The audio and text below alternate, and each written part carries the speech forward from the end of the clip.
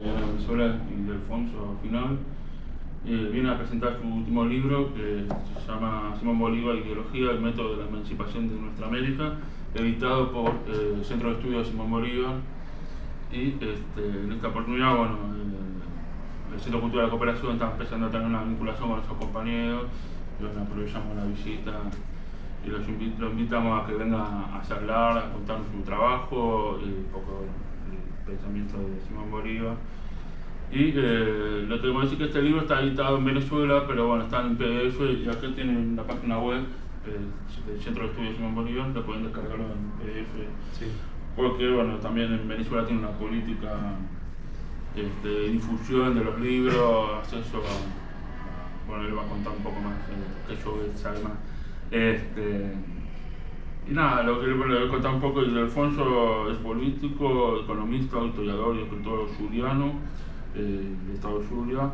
Ha realizado estudios en etnohistoria y descolonización, posee una amplia formación en geopolítica de fronteras, derechos humanos y derecho internacional para refugiados.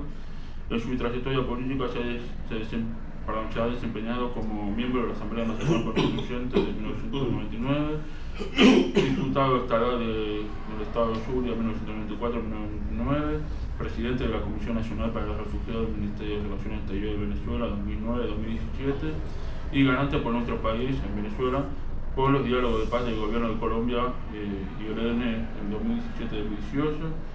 Fue cronista de Maracaibo entre 2019 y 2021 y ha sido columnista en numerosas publicaciones periódicas. Y algunos de sus libros son El cacique Nigale, dice bien Nigale, ¿no? Y La ocupación europea de Maracaibo 2000, el otro libro La falacia imperialista de los derechos humanos en 2010, y La infundada Fundación de Maracaibo, Enigmas y Falacias de 2015. Y a su vez, bueno, quiero mencionar también que, bueno, compañero también miembro de Bienes de los Pueblos Originarios, designa, ¿no?, miembro de esta comunidad. Sí. Me parece importante recalcarlo también porque, bueno, es parte de nuestra historia, de los pueblos. Nosotros somos muy descendientes europeos, pero bueno, somos parte de nuestra América, venimos construyendo y por eso, bueno, está bueno el diálogo que se puede establecer entre diferentes culturas, diferentes pensamientos. Entonces, bueno, la idea de hoy del libro es justamente lo que hace Alfonso con una pequeña introducción, que hace un trabajo sobre la doctrina bolivariana, que muchas veces Simón Bolívar como una estatua de la historiografía oficial, pero sin embargo tiene una doctrina, un pensamiento que va a detallar más, que nos puede aportar hasta el día de hoy, más allá de que algunos académicos historiadores, bueno, el anacronismo de los tiempos, etc. Bueno, él va a explicar un poco más. Así que no quiero quitar más tiempo, gracias por venir, tener todo tu comentario. Gracias, Roberto, muy amable. ¿Uso el micrófono o no hace falta? ¿Cómo? No, preguntaba. Porque está grabando. Ok. Bueno, primero agradecer la oportunidad de compartir con usted, a Roberto, que es el culpable de la iniciativa, inventó de que estuviéramos aquí para conversar del libro, al Centro de Estudios Simón Bolívar, que lo editó, y el ministro de la Cultura, que me gestionó el pasaje para venir a Buenos Aires. Bueno, gracias a todas esas energías positivas que se confabularon para que pudiera venir, y a ustedes por la presencia.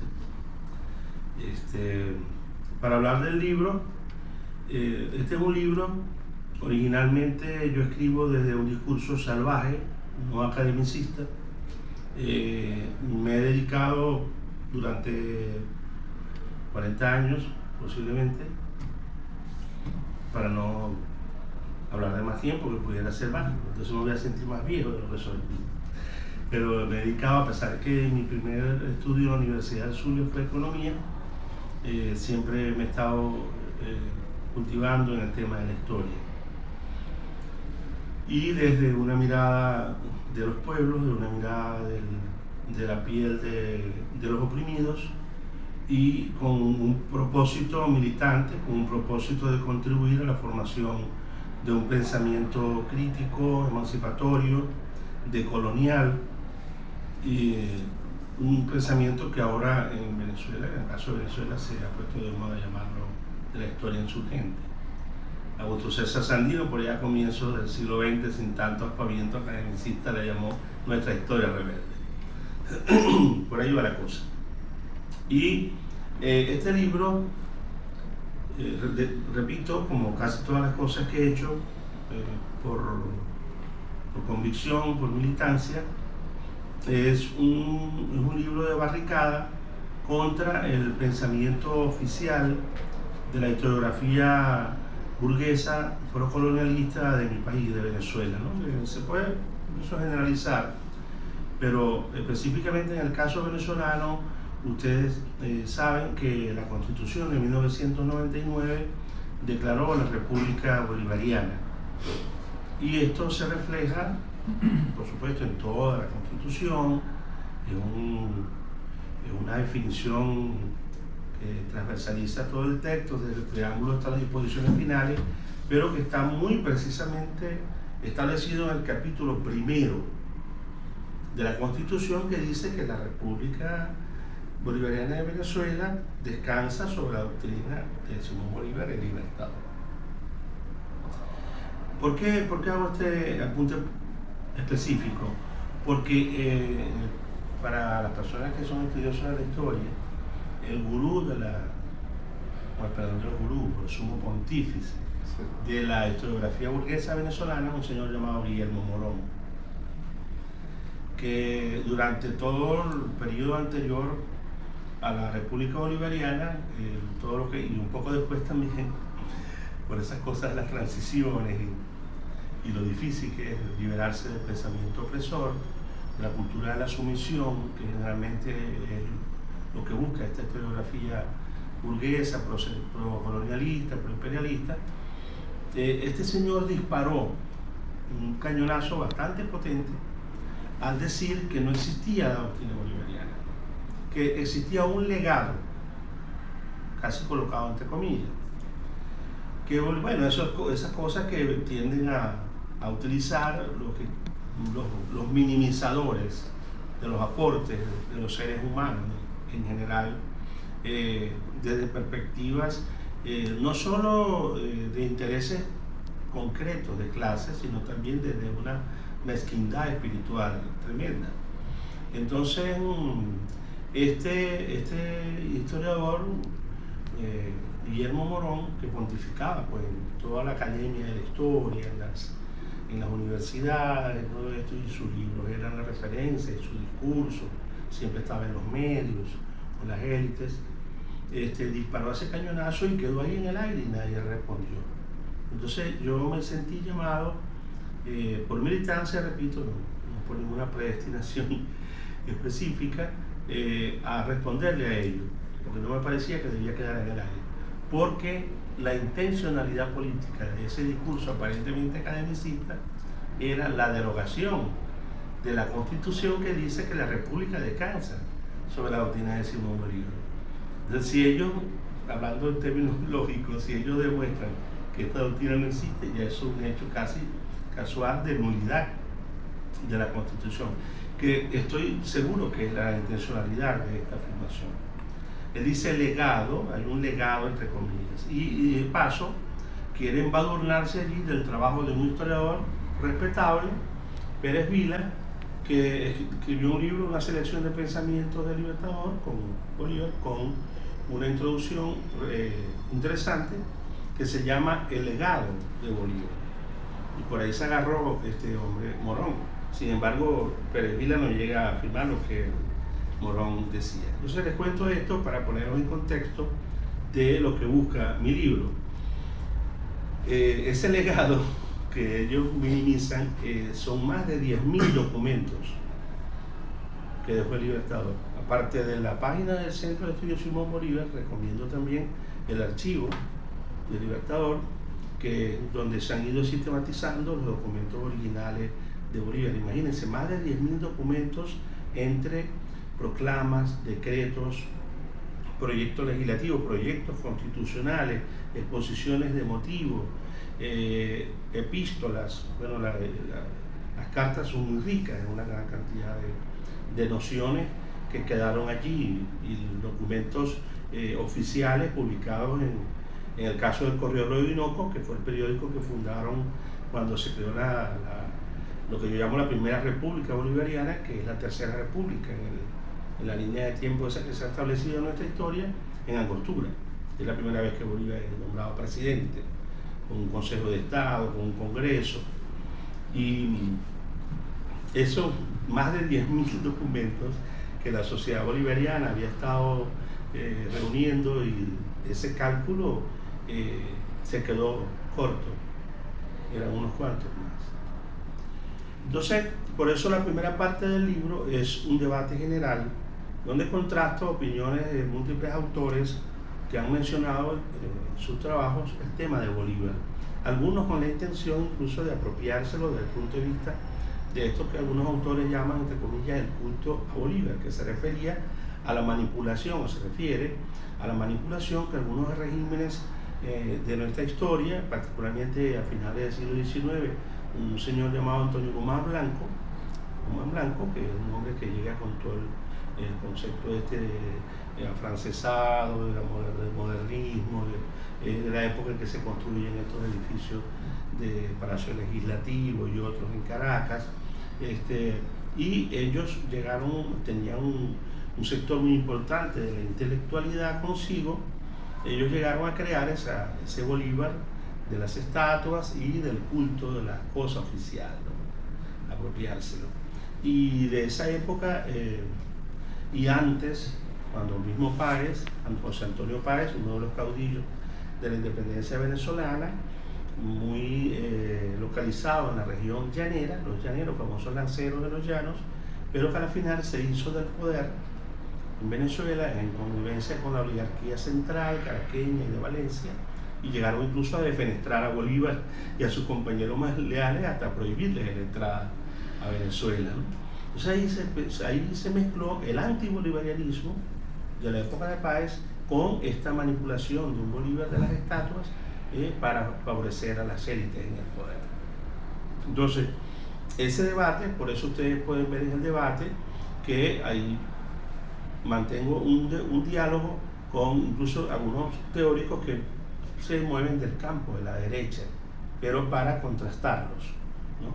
Y rescato aportes desde el campo de la izquierda o del campo nacionalista, progresista, diferentes matices del lado revolucionario o reformista, de autores respetables, como el caso del maestro Libertad Prieto Figueroa, o el dominicano Juan Bosch, o cubano contemporáneo que está con nosotros, el maestro Pablo Guadarrama.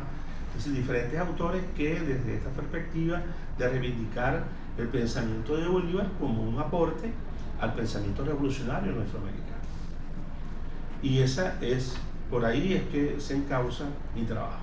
Por eso la segunda parte del libro, que ya es, ahí planteo yo que la doctrina bolivariana, primero es una doctrina porque es un sistema de ideas coherente que en su momento rompió paradigmas, hizo un planteamiento de transformación no solo geopolítica en cuanto a la independencia y romper el yugo español y crear repúblicas, sino que hizo unos planteamientos sobre qué características debían tener esas repúblicas y esas nuevas sociedades, ¿no? Donde hubo mucha influencia del pensamiento del maestro de Bolívar, Simón Rodríguez, que incluso llega a expresar que se está haciendo, él dice, ahora se habla como nunca se había hablado, se piensa como nunca se había pensado, y se está proponiendo una reforma que nunca se había realizado, dice el maestro Rodríguez, para describir lo que veía que estaba haciendo su discípulo.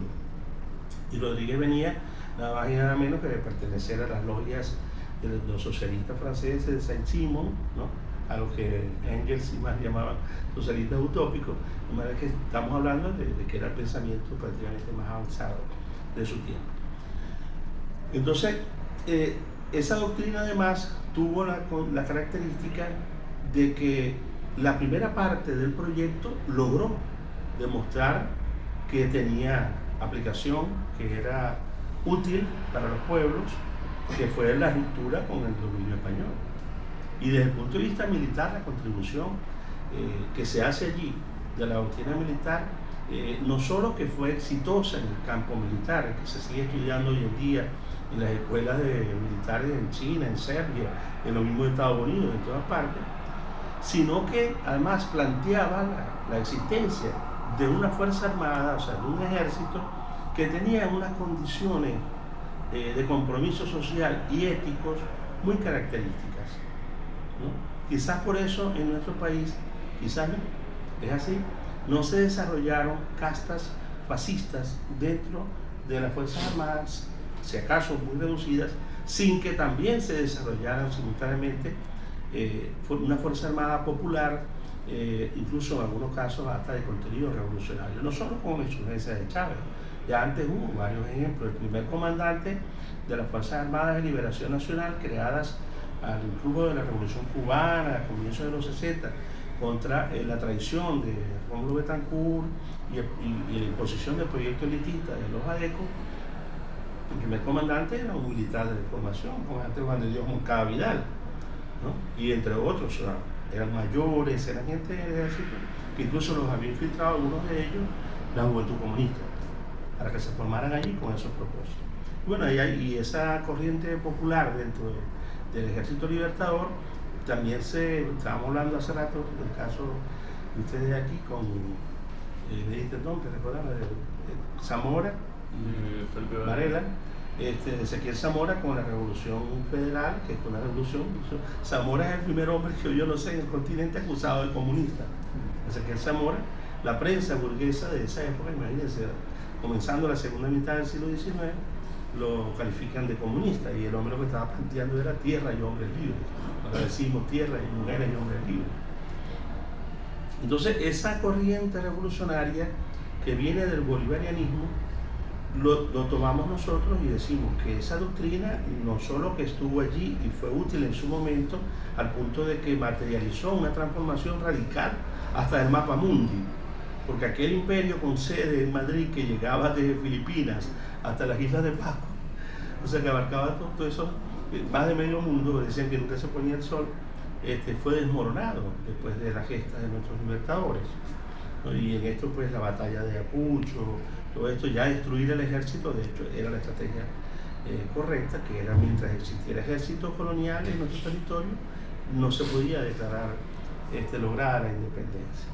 Entonces, más allá de esos hechos que se concretaron en su momento, entonces empezamos a ver que en el pensamiento de Bolívar hay unas señales para nuestro tiempo que tienen que ver, yo digo, con tres elementos claves. Primero, que aquel anticolonialismo por convicción, que se movió a un antiimperialismo intuitivo, que por intuición vio venir el nuevo fenómeno imperialista, esa es una parte, un componente. El otro es la igualdad social, pero que en el caso de Bolívar lo plantea en el discurso de Angostura el 15 de febrero de 1819, un poquito más allá de la Declaración de los Derechos del Hombre. Él dice: la igualdad establecida y practicada es el segundo componente. Y el tercero, el tema del buen gobierno, que fue una de las grandes preocupaciones de Bolívar, no solo de qué tipo de gobierno, aquella cosa de decir central, federal, las formas, ¿no?, del gobierno, sino de qué contenidos debía tener ese buen gobierno. Incluso él va evolucionando allí en la medida que se encuentra con la experiencia de los pueblos originarios en los Andes, y encontramos a Bolívar hablando del buen vivir y del bien común. Al final yo creo que es el rango que define esa sociedad que también hemos conocido como el socialismo, esa especie de ecuación del equilibrio entre el buen vivir y el bien común. Entonces, dentro de estos tres componentes de la doctrina bolivariana, el anticolonialismo, antiimperialismo, la igualdad establecida y practicada y el buen gobierno, encontramos en el caso de las tesis que hoy en día conocemos más comúnmente como antiimperialistas. Y siempre digo a compañeros y compañeras con los que comparto esto, que si nosotros queremos establecer una fórmula sencilla que nos indique quién es y quién no es bolivariana o bolivariano, hay dos formulaciones que dejó Bolívar no dejan lugar a dudas. O sea, no hay forma de ser bolivariano sin ser antiimperialista. Y fíjense, esas dos formulaciones, una de ellas fue muy temprana. En 1813, cuando se da aquello que se conoce en la historiografía venezolana y también de Colombia y los países donde actuó el Ejército Libertador, comandado por Simón Bolívar, la campaña admirable. Un Bolívar derrotada la Primera República, exiliado a Cartagena, allá arma una pequeña unidad militar y con indígenas y con afrodescendientes cimarrones que estaban en Cumbres, estaban en las selvas del Magdalena, arma un pequeño ejército, va por todo el río Magdalena y llega a las puertas de Cúcuta, es decir, de allá del Caribe hasta aquí, hasta Los Andes. Y en eso él logra sumar una fuerza de lo que era de la Nueva Granada, gracias a un señor llamado Camilo Torres, como el cura guerrillero, yo siempre digo el primer Camilo Torres,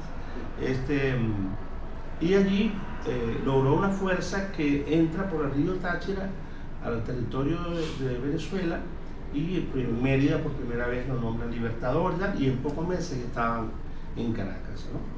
Ese año, el año 13, famoso año del decreto de guerra-muerte, y al llegar a Caracas, en la Gaceta oficial, que se llama así, Gaceta de Caracas, y al tomar el poder, los libertadores allí, hay un informe del gobierno recién constituido que expresa en 1813, que nosotros debemos diferenciarnos radicalmente de la Europa, porque allá todo se hace por la ambición, por sostener tronos y por oprimir pueblos, y que nosotros hacemos todo por crear repúblicas, crear democracias, por sostener pueblos y por la igualdad. Entonces, ese planteamiento es una ruptura con los imperios europeos en 1813, que luego se reafirma en 1825 en una carta al vicepresidente, donde él termina diciendo que los otros pueblos, una vez liberados del yugo español, debían confederarse para tener una fuerza en contra de las fuerzas opresoras aquellas que representaban la Europa, ¿no es así? Y yo llamo a esto, dice Bolívar en el texto, el equilibrio del universo. Ese aporte es muy importante, ratificado 12 años después. Y él repite el equilibrio del universo, porque estaba formada la Santa Alianza, ¿no? que restableció el absolutismo en España y todo eso. Y él decía, bueno, estaban siempre los planes ellos de reconquistar a nuestros territorios. Y él planteaba este tema del equilibrio del universo, por eso el empeño en la unidad nuestroamericana, para que tuviéramos la fuerza de equilibrar aquello. ¿Y cuál es la otra formulación que hace que el pensamiento bolivariano es un pensamiento, tal como lo dijo el maestro Francisco Pividad en su obra, precursor del antiimperialismo en nuestra América? Es la predicción del 5 de agosto de 1829 en Guayaquil. Bolívar está en Guayaquil en agosto de 1829 porque, habiendo conquistado la paz en Ayacucho, allá en el territorio de Perú y el Alto Perú, cuando él regresa a Venezuela en el 27 a resolver las divisiones que estaba montando Páez, los gringos asusan al general José de la Mar en Perú y al cura Luna Pizarro, invaden Guayaquil, invaden Cuenca, invaden lo que era el territorio de aquella República de Colombia, la original, que iba desde el Esequibo hasta el Guayas. Entonces los peruanos, la oligarquía peruana invade estos territorios para anexárselo, y también Bolivia, porque querían ellos supuestamente restaurar el virreinato. En el fondo era eso. Entonces, ahí Bolívar está ahí, y él dice en una carta a Patricio Gambert, que era representante del reino inglés en nuestros territorios, estaba hablándose de aquella propuesta que algunos hicieron y que él siempre rechazó. Sin embargo, los calumniadores repetían lo contrario, la mentira de que se quería coronar como Napoleón, y siempre Bolívar detestó aquello, y hay suficiente documentación. Allí la pueden compartir, o en el sitio donde está el libro en digital. Esa predicción es la que dice: ¿y qué no harán los Estados Unidos, que parecen destinados por la providencia a plagar la América de miseria en nombre de la libertad? Pero ese decir de Bolívar, el 5 de agosto de 1829, es la maduración de un concepto sobre el papel de los Estados Unidos en nuestro continente. Que la Carta de Jamaica todavía lo vemos como ingenuo, cándido, cuando él dice: nuestros hermanos del norte, en esos términos se referían en esa época, están indiferentes a nuestra lucha, que debería ser, dice, ¿no?, la más hermosa, la más sublime. Un poco lo hacía como una queja a que los norteamericanos nunca apoyaron realmente el movimiento independentista nuestro, todo lo contrario. Los hechos, los documentos demuestran que fue al revés, estuvo siempre conspirando, incluso apoyando a España. Y sucede algo en 1818, cuando están allí construyendo esa nueva república en Angostura, que habiendo sido declarado por el gobierno republicano, el bloqueo de las costas de Angostura, porque estaban los españoles ahí atrincherados en sus cuarteles, en sus castillos, los Estados Unidos estaban enviando armamentos y pertrechos para los realistas españoles, y capturaron 2 corbetas, Tigre y Libertad se llamaban, que estaban cargadísimas de pertrechos para los españoles. Y ahí Bolívar envían a los Estados Unidos un emisario, siempre en favor de sus intereses, de las empresas, para que entregaran esa mercancía a los propietarios. Y a ese famoso Juan Bautista Irving es aquel que Bolívar le dice: bueno, la mitad de Venezuela ha muerto luchando por su independencia contra España, y la otra mitad ansía correr la misma suerte, porque Venezuela luchará contra el mundo si el mundo entero la ofende. Eso se lo dice él a Irving, y allí hay una ruptura, por supuesto, de esa visión que hasta ese momento era discreta, o en un momento, como digo, la Carta de Jamaica podía notarse incluso ingenua respecto de los Estados Unidos. Por eso lo que él dice en 1829 ha sido madurado. En el año 20 él escribe a Revenga, que era el canciller, pues, de la República, le dice: jamás país alguno tuvo una actitud tan infame contra nosotros como los norteamericanos. Entonces hay un camino de señales que indican que Bolívar tuvo una perspectiva sobre los Estados Unidos, sobre el rol que jugaban. En una carta Santander le dice, porque hay unos barcos gringos moviéndose por la costa caribe, y él dice: tengan mucho cuidado con estos barcos, porque esta gente son capaces de vender a Colombia por $1, ¿no? Y tal cual se lo hicieron con Panamá, ¿no? En su momento, ¿no? Entonces, ese antiimperialismo, que en el caso de Piedad dice pensamiento precursor, o sea, no es el concepto clásico acuñado por Hobson, Hilferding, y luego que Lenin resume en el libro que Lenin dice que es un folleto del 1905, ¿no? El imperialismo falso superior del capitalismo. No es eso, pero por eso yo lo califico de manera salvaje como intuitivo, porque estaba viendo un país que estaba haciendo todo para ser nuestro enemigo. ¿Okay? Y fíjense que si Bolívar tuvo esta mediana claridad en ese momento sobre el papel de los Estados Unidos, la élite de Estados Unidos tuvo completa claridad de que tenía que obstaculizar el proyecto bolivariano. Y fijemos cómo en 1818, contexto de Juan Bautista Irving, pero sobre todo cuando se da la victoria de la batalla de Carabobo, que no queda ejército grande, pues significativo, y luego en el año 23, en la batalla naval del lago de Maracaibo, se termina de destruir la parte de la armada española en nuestras costas, y se derrota al último capitán general, Francisco Tomás Morales. Por cierto, en estos días pronto es el bicentenario de esta conmemoración. Los Estados Unidos, de ese momento, hay una declaración de John Quincy Adams que dice: Colombia va a ser la potencia más importante en los próximos días, un país que tiene toda la riqueza mineral, selvas, ríos navegables, y los nombra: el Amazonas, el Orinoco, el Magdalena, y que va desde el Atlántico al Pacífico. O sea, es un vecino con el que, ¿no?, insinuando lo que después, en el mensaje de diciembre del año 23, precisamente después que expulsamos a la Armada Española y todo de allá de nuestras aguas, la famosa declaración de James Monroe, la doctrina Monroe, ¿no? Que esta sí la consideran doctrina porque la dijo un gringo, la de Bolívar no, porque la dijo un venezolano. Entonces, en ese momento los Estados Unidos, al nivel del secretario de Estado y de la presidencia, ellos conforman una agencia internacional. Una agencia internacional.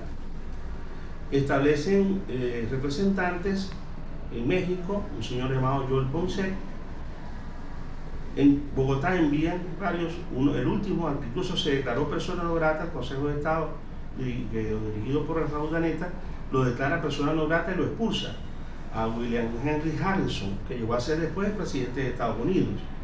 Estos hombres y uno antibolivariano rabiar llamado William Tudor en Lima, que este fue el que se hizo con pinche del cura Luna Pizarro y del general José de la Mar.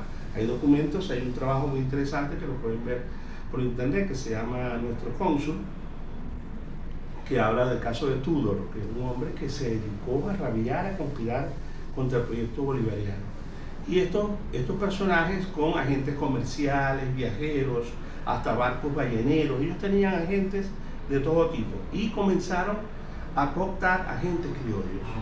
El primero y más importante fue Francisco de Paula Santander. Santander, Monroe da su mensaje en diciembre del año 23. En marzo del 24, Santander da un mensaje al Congreso sobre lo que ha dicho Monroe y dice que esta doctrina es un alivio para la humanidad y que Colombia va a ganar mucho acercándose a un vecino, a un socio tan fuerte como este. Por eso yo he dicho, con un poco de cinismo, que el santanderismo es una subdoctrina, un apéndice putrefacto de la doctrina Monroe.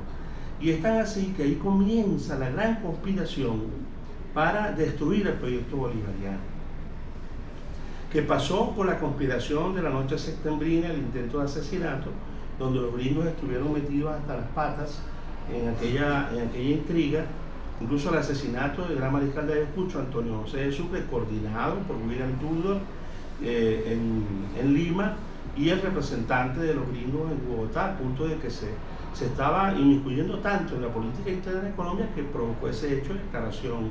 Quizás sea uno de los primeros casos de los continentes de declaración de persona no grata de un representante diplomático, entre comillas, de un país como Estados Unidos y expulsado, ¿no? Este señor, hay una comunicación de las que envía, porque ellos se comunicaban solo con el secretario de Estado que le reportaba al presidente de la República. Miren al nivel que estaban manejando la conspiración. Y él dice, el desenlace de este país está pronto a ocurrir. Una bomba la tienen en su propio seno y no lo saben y pronto va a estallar. Eso están ahí todo. Aquí están el capítulo de antiimperialismo, están todos esos documentos, con las fuentes citadas.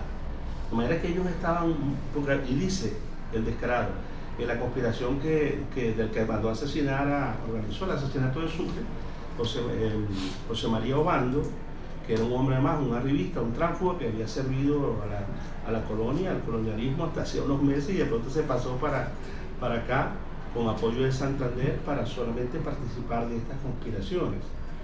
Y ellos dicen, estamos repartiendo dinero entre los oficiales. Sí, ¿te suena algo, no? Estaban dándole dinero los gringos a los oficiales para que se insubordinaran. Lograron incluso con una tropa en Perú dirigida por un hombre llamado Bustamante, a los que Bolívar y Urdaneta en la carta dicen un individuo muy oscuro, se refieren no a su piel, sino a su espíritu. Formó toda una conspiración antibolivariana al servicio de la oligarquía del Perú, que fue todo eso desencadenó la invasión de Guayaquil y de Bolívar. Entonces, no solo es que Bolívar tuvo una visión acerca del papel de Estados Unidos como un opresor de nuestros pueblos, ¿no? Para no incurrir, digamos, en una definición teórica de imperialismo que no corresponde al tiempo histórico, pero la confrontación fue a ese nivel, fue a muy alto nivel para boicotear el proyecto bolivariano. Ese es el elemento central del libro. ¿Cómo estoy el tiempo? ¿Hago un minuto más? ¿2 minutos más? Los otros dos elementos, decía, de la igualdad establecida y practicada. Esta es una preocupación permanente en la obra de Bolívar. Repito, más de 10.000 documentos, entre decretos, proclamas, proyectos legislativos, proyectos constitucionales, cartas, etc. Y lo importante en esto es que el tema de la igualdad, por eso Bolívar insistía en Angostura, en la igualdad establecida y practicada, no era la igualdad esta del pensamiento liberal, de la igualdad ante las leyes, puesto en los papeles, sino que aquella sociedad estratificada que apenas iba a salir del colonialismo, no lo sabían del todo en su momento porque estaban en plena guerra, ¿no? Como la gente que busca minimizar los aportes de nuestros héroes dice, no, pero no eran filósofos. Claro, para ser filósofo tenés que estar en un cubículo con una taza de té o de mate y un montón de personas sirviéndote y pensar, no, estos eran los guerreros que estaban haciendo la independencia, se estaban jugando el pellejo todos los días con miles de personas bajo su responsabilidad. Y sin embargo produjeron todas esas ideas. Entonces, cuando él hablaba de la igualdad establecida y practicada, estaba hablando que desde 2016 hizo 2 decretos de abolición de la esclavitud. Y no se los aprobaban en los congresos, porque eran las élites, acuérdense las elecciones censitarias, y él estaba muy molesto con esos congresos, y lo dice en sus comunicaciones. Hay una carta donde él dice sobre el Congreso de Cúcuta, pero estos que se creen que ellos ostentan la soberanía popular, estos lanudos, es decir, que están en Bogotá y en Cúcuta, no son el pueblo anda aquí en el ejército. Por eso en 1817, después de ese decreto, decreta aquello de la distribución de bienes nacionales, que era entregarle tierra a toda esa tropa, que eran todos descalzos y sin camisa, ¿no? La gran mayoría. Los decretos, cuando él ve que no le aprueban los decretos contra la esclavitud, en los que insistió hasta en Bolivia, suplicó por su vida, dijo que si querían no aprobaran ningún otro artículo, que aprobaran la abolición de la esclavitud, pero él buscó un atajo para liberarlos. Uno fue que él mismo, lo que heredó de su familia, porque era una familia muy rica, él les dio la libertad y les puso pensiones por vida, bueno, los trataba como su familia, porque lo eran además. No solo eso, sino que él se buscó un atajo, y era que hizo el llamado a que todas las personas que se incorporaran a la lucha por la independencia del ejército automáticamente se emancipaban. Entonces, claro, hubo un momento incluso que estaban hablando de 4.000, ¿no? Reclutas que se presentaron, pardos, hijos de esclavos, y esa era la manera de que él lograba que se fueran libres de la esclavitud. Cuando él plantea los derechos de los pueblos originarios, en el primer decreto le comentaba a Roberto, es de diciembre de 1820, el decreto de Cundinamarca llegando a Cúcuta. Bolívar no tuvo una vida cercana a los pueblos originarios. También hay antropólogos y etnólogos que dicen, bueno, pero no, que no era el pensamiento de comienzo del siglo XIX, era el pensamiento liberal de la Ilustración, pero nuestros héroes buscaron ir más allá y abrieron, como decíamos, grietas para el camino revolucionario. Fíjate que vos sabés lo que es que en 1820 decreta en Cúcuta, como me decía, no tuvo cercanía con los pueblos indígenas porque en Caracas no los habían exterminado, ¿no? Y por eso cuando yo veo españoles ahora en los medios y también de otras nacionalidades, que Bolívar era un autoritario, un sanguinario, porque dio el decreto de guerra-muerte en 1813. Yo digo, no, el decreto de guerra-muerte en 1813 fue una respuesta popular a más de 3 siglos de genocidio. Porque había que recordarles entonces qué le hicieron ellos a los líderes de la resistencia, ¿no?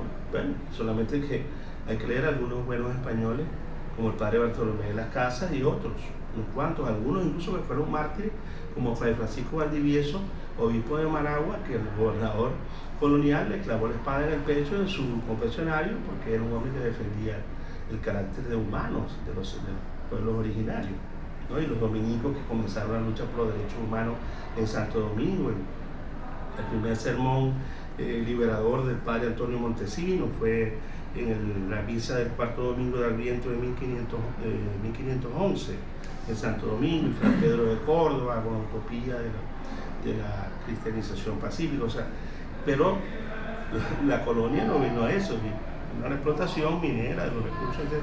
Y el decreto de guerra-muerte fue una respuesta a esa opresión.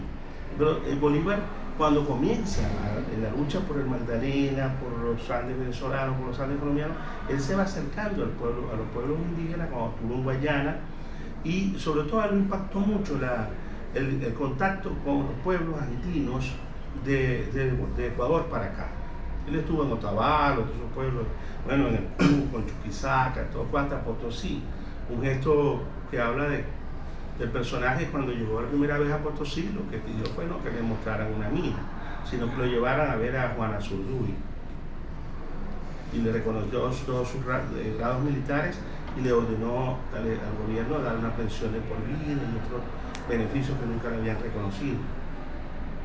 Y él hace ese decreto de 1820, y fíjense qué interesante que no solo reconoce las tierras a los pueblos originarios que estaban en la zona. Esa es una zona de un pueblo de origen macrochense llamado Barí, pueblo Barí, que todavía está en la sierra de Perijá, en Venezuela la mayoría, y algunos pueblos en el lado de Colombia.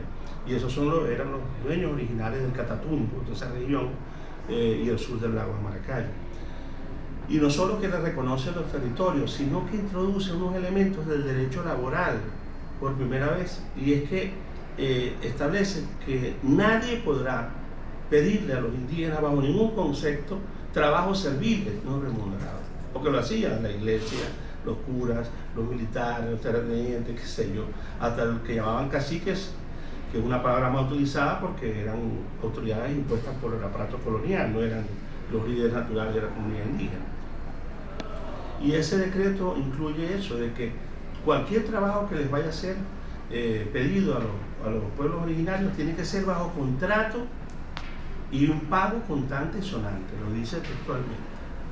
Entonces, esto es muy interesante, y cuando él va al Perú y establece los otros decretos que ya son más profundos sobre los derechos de los pueblos originarios, se mete incluso con conceptos estos feudales, de la minta, los aparceros, todo eso, para abolir todo eso. Y un elemento realmente sorprendente, revolucionario, que es la introducción del gobierno ecológico. Los decretos de Chuquisaca incluyen la protección de los animales, la protección de los camellos andinos, la vicuña, las llamitas, estos animalitos que estaban siendo exterminados por las secuelas de los negocios mineros y de los terratenientes, etc. Y este decreto, que prácticamente es pionero, tuve un debate muy fuerte con los profesores de la Universidad de Salamanca de ética ambiental, porque ellos todos lo miran de can para can. Y yo digo, ¿ustedes no han visto la filosofía de los pueblos originarios nuestros? O sea, eso no es pensamiento. Claro, nosotros tenemos una ética ambiental ancestral, y por suerte los que se salvaron del genocidio están aquí hoy y nos lo están enseñando todavía. Bolívar vio eso, claro, y ese como vio mucho, toda la fraseología que él usa estando en Cusco, se ve que está imbuido de aquello y dice las cosas muy hermosas. Pero este decreto ordena el repoblamiento de los rebaños de estas especies, incluso con estímulos económicos para los que incursionen en ello, en protegerlas y en aumentar la manada. Un decreto de reforestación de todo el territorio afectado por la minería y por los terratenientes coloniales, de sembrar 1 millón de árboles en el territorio del Alto Perú. Un decreto para democratizar el uso del agua, que estaba privatizada por los terratenientes, los curas y los herederos del poder de la colonia. Entonces los pueblos indígenas y los campesinos no tenían acceso al agua, y hubo decretos sobre eso. O sea, no era una fanfarronería, una palabrería, eran actos de gobierno, era creación de políticas públicas. ¿Qué buscaban eso? Buscaban crear la igualdad, que quienes fueron mayormente explotados y oprimidos en el régimen colonial ascendieran a la situación de ciudadanos y ciudadanas, que era la manera de construir república. Por eso el concepto de la igualdad no era un concepto vacío, no era una declaración de un papel, ¿no? Y el tema del buen gobierno, combinado con lo otro, es sorprendente. Por ejemplo, el tema de la protección de la libertad de opinión y de expresión. Bolívar incluso le dice a Urdaneta que publique todo el libelo, todos los documentos del juicio a Santander y a los complotados de la noche septembrina, del 25 de septiembre de 1828, que los publique todos, en México, en Estados Unidos, en Buenos Aires, para que todo el mundo conozca eso, y que todos, y habían periódicos en su contra, incluso que lo difamaban y llamaban a que lo mataran. Un periódico llamado El Demócrata de Bogotá, que fue el que incluso llamó a que mataran, que lo que lo hicimos con Bolívar lo hiciéramos con Sucre, lo dice expresamente, de que lo mataran. La libertad de expresión, los aportes, por ejemplo, en cuanto a la diplomacia de paz, ¿no? Siempre esa última frase que está con la que termino el libro, que él dice que toda esta lucha que se ha hecho es para llegar al ansiado muelle de la paz, que es el único en el que podemos realmente vivir como seres humanos, poder realizar plenamente la vida. Bueno, de eso habla este libro, y de pronto yo hablé más de lo que el libro dice, ¿eh? Gracias por estar aquí, pues compartir todo estos días con ustedes.